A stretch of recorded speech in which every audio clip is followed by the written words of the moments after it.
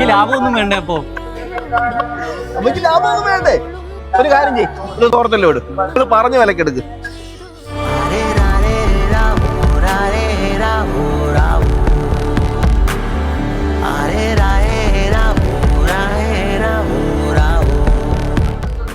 അപ്പൊ മൊത്തം 4975, 4500, 5. ആ ബാക്കി വെച്ചോ, കുഴപ്പമില്ല.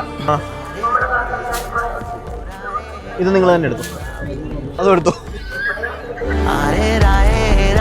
എന്താ തോന്നി ആ ചേട്ടൻ അങ്ങനെ ചോദിച്ചപ്പോ? കൊടുക്കാൻ തോന്നി? മനസ്സ് തോന്നിയാ?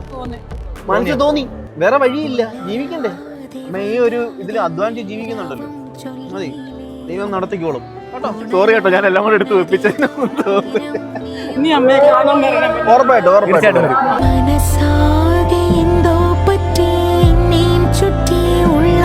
കേട്ടോ, ഇടയ്ക്ക് വരാം കേട്ടോ.